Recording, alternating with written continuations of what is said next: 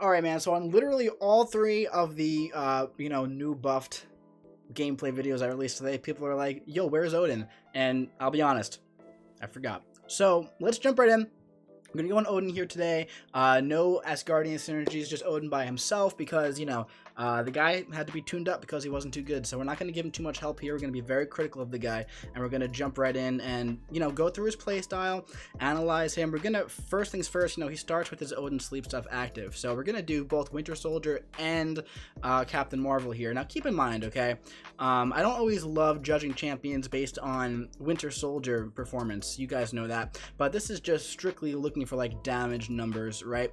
We're not like taking account to like utility stuff here. Obviously Odin's a great support champion and everything like that. He has, buffed up utility, stuff like that. He has True Strike pretty much the entire fight. He has stuff going on for him, but he didn't hit too hard before. So we're gonna jump in today and just look at damage and see how he does. So here's with Odin Force here. Okay, we went for the special 1, then we went for the heavy for Odin Force stuff. Now we went for the special 3 Odin Force. Now we have to knock down the opponent one more time here when we got all our buffs active. He has a really nice long reach on the heavy attack. As you can see, his numbers are a little bit beefier. His fury is a little bit more potent, I could see.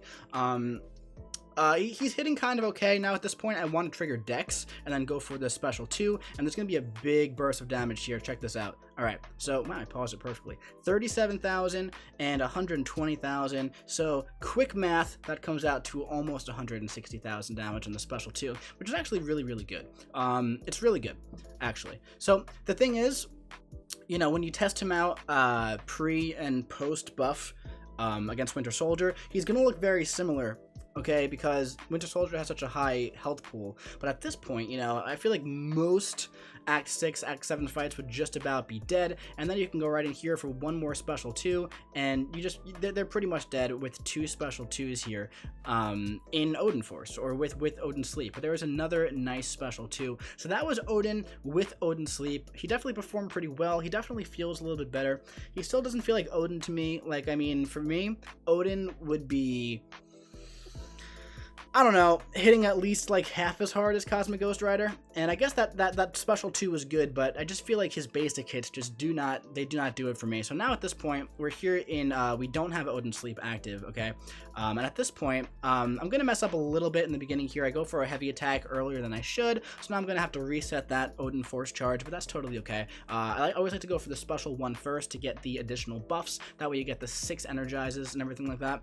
So at this point, we're gonna go for the special 1, and then we have to go for a couple more heavies on the way up, but it's not too detrimental to his rotation here that mess up. So one more heavy attack and then we should be all ramped up, and that's totally fine. So as you can see, it pretty much looks the same so far, but by the time we get to the special 2, you're gonna notice that there is a little bit lacking damage, where it doesn't feel too terrible to Odin, as opposed to how it used to feel like almost unusable, because now he does have the fury and the armor up buff.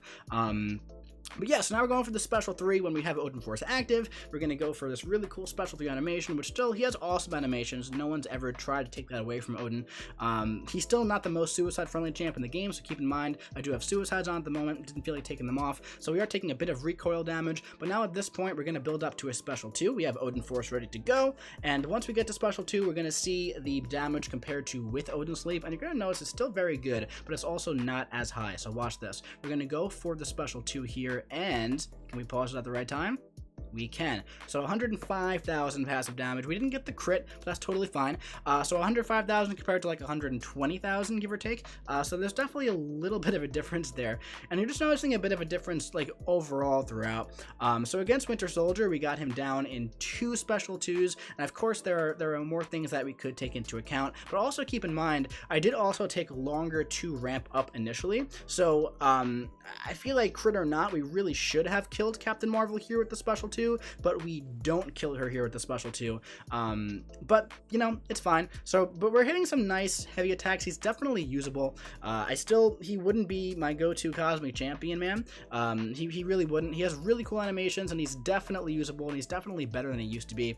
But personally, he's still, to me, he just doesn't feel like what Odin should be. And for me, Odin should be, I don't know, man. Odin should be like one of the best cosmic champions in the game, like undisputed. undisputed, man. But it is what it is. 64 hits without Odinsleep is not too bad, so he definitely does pretty good. The damage is definitely there. His utility is okay. I don't anticipate too many people running to use Odin anywhere that's not for support. You know, I've been bringing mine to AQ because I take buffed up on almost all 3 versions of AQ, at least on one path. So I've been doing like buffed up with like Omega Red. That's been pretty cool. So he definitely brings a lot to the table when it comes to support. The Heller synergy is fantastic. He makes Ghost hit a lot harder. He makes Crossbones really, really good, by the way. Crossbones synergizes really well with him with that aptitude.